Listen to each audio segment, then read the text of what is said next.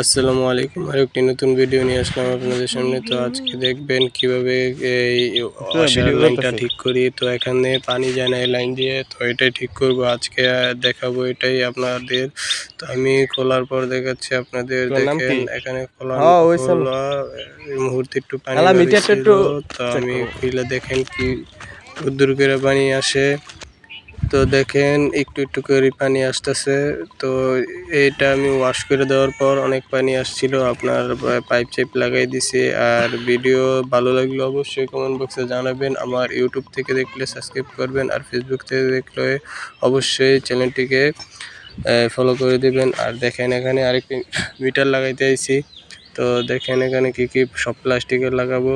আগে লোহার ছিল, তো আপনার লোহা ফাইটে জায়গা। তো এটার মধ্যে আমি চাবি, ইউনিয়ন, দুইটা আর সকেট, একটা নিপেল, দুইটা নিপেল লাগাইতেছি। তো এখানে ও দেখেন এক লোহার আপনারা নজলটা ১ মাস খোলা, খাইতেন না এখন এই যে একদিন দেখলো এখানে লাগাবো। কতদিন ধরে জানি খাইতেছে। তো লাগানোর পর দেখাচ্ছি আপনাদের। দেখেন লাগানোর হ্যাঁ পর আমি মিটার সুন্দর মতো পলিথিন দিয়ে মুড়াই দিতেছি, এটা মাটির তল থাকবে তার জন্য। হ্যাঁ আর চলতেছে। ভিডিওটি পর্যন্ত। আসসালামু আলাইকুম, সবাই ভালো থাকবেন।